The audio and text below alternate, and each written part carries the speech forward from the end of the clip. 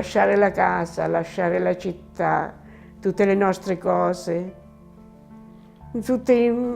posso dire, la mia via, il mio vicoletto, le mie piazze, quelle ce l'ho ancora tutte nella testa, non ce le toglie nessuno. Lo sciame sismico, che in 6 mesi ha fatto registrare decine di migliaia di scosse nell'Italia centrale, ha colpito un territorio molto vasto, con differenze anche significative da una località all'altra. Camerino ha subito danni rilevanti già a partire dalla prima scossa del 24 agosto, il cui epicentro si trovava esattamente a 50 km dal centro cittadino. 2 mesi dopo, alle 19:10 di mercoledì 26 ottobre, una scossa di magnitudo 5.4 ha di nuovo colpito la città. Questa volta l'epicentro era molto più vicino, a meno di 30 km.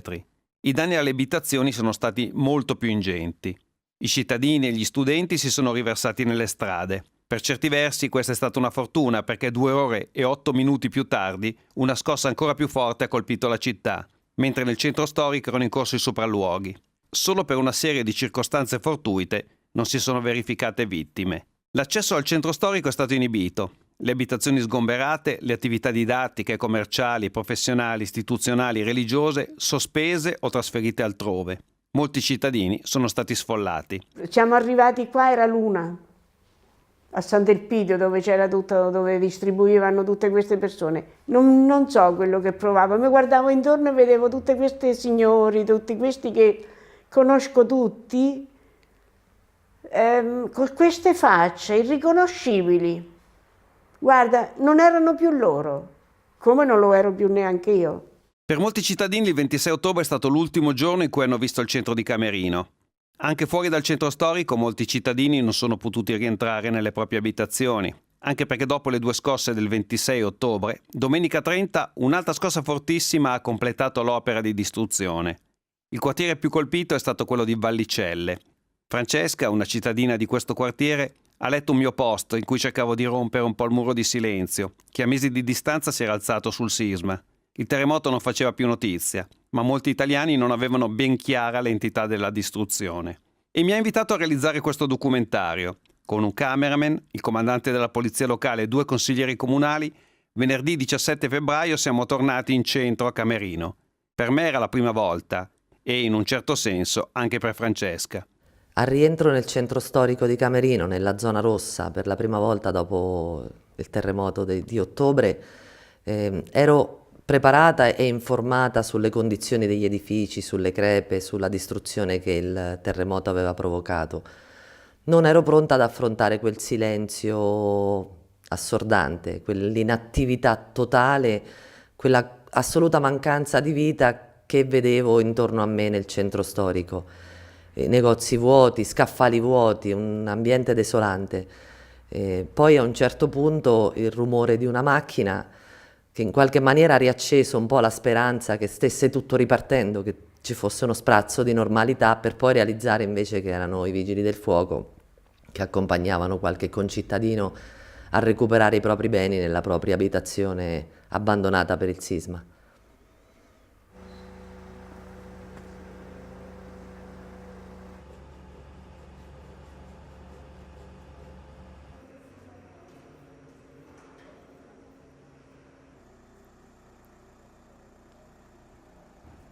Il futuro di Camerino deve cambiare perché il terremoto ci ha insegnato, i terremoti che hanno interessato Camerino e il territorio di Camerino ci hanno insegnato che devono essere apportate delle modifiche sostanziali. Non si può ricostruire e basta, bisogna ricostruire ma con degli scopi e con delle funzionalità diverse, delle mentalità diverse, perché devono essere potenziati anche altri fattori, non solo quello della ricostruzione dell'edificio così com'era.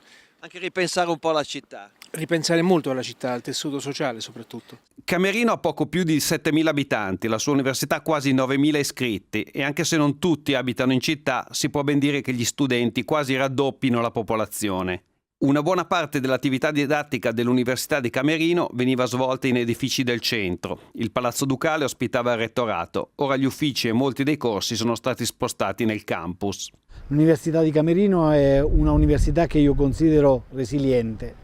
Resiliente perché ha una capacità di adattamento e una capacità di risorgere da quelle che possono essere immaginate grandi catastrofi in maniera incredibile. A distanza di 21 giorni siamo ripartiti con le lezioni, siamo ripartiti con tutte le attività. Quale sarà il futuro, quale sarà lo sviluppo? Noi non potremo sicuramente lavorare come se nulla fosse successo.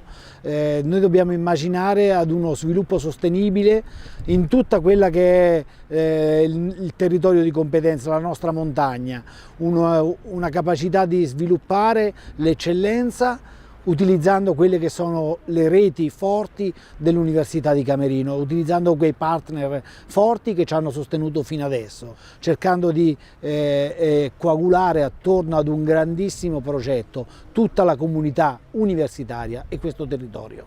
Con oltre 6.000 domande di autonoma sistemazione su un totale di 7.000 abitanti, più quasi altrettanti studenti, si potrebbe pensare a Camerino come una città fantasma. Ma non è così. Pur tra mille difficoltà, Camerino vive. Una parte della popolazione risiede ancora nella propria abitazione, o in quella di qualche parente o amico, o ha trovato affitto in centri della zona meno colpiti. Per alcune centinaia di persone si è trovato alloggio nei moduli abitativi, o in qualche struttura ricettiva della città.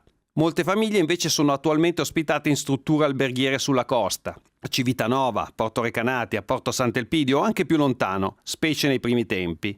Ma ogni mattina molti di loro tornano a Camerino per lavorare o per studiare, come gli studenti delle medie o delle superiori, che in larga parte hanno preferito continuare a frequentare il proprio istituto, pur a costo di grandi sacrifici e lunghi viaggi di trasferimento, con mezzi pubblici o privati.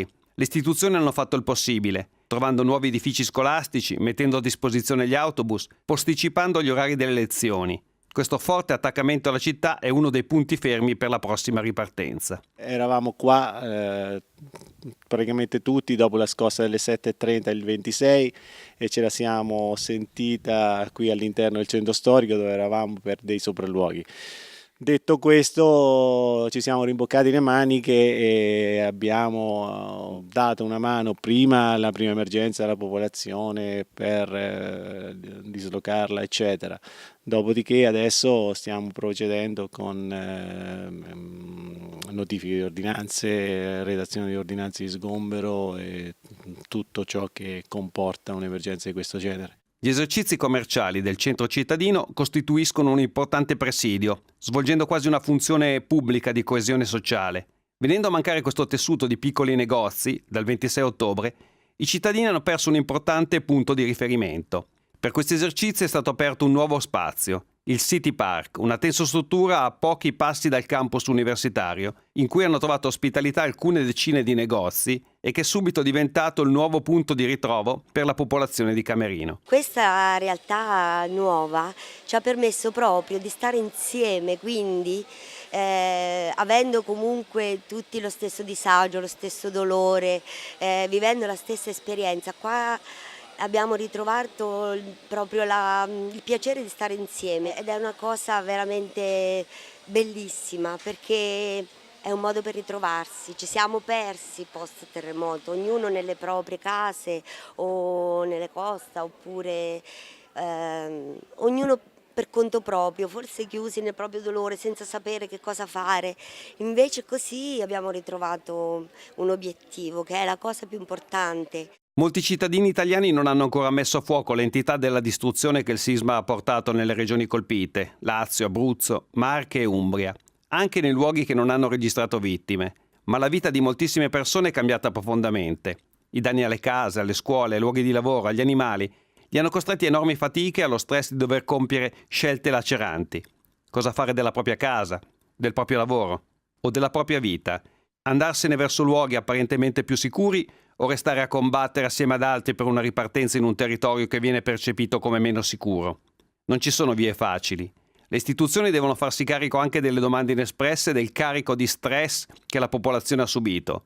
Finora hanno soltanto risposto in qualche modo all'emergenza, ma a noi tutti piace pensare a un territorio presto nuovamente in piedi grazie all'attenzione e all'impegno di tutti.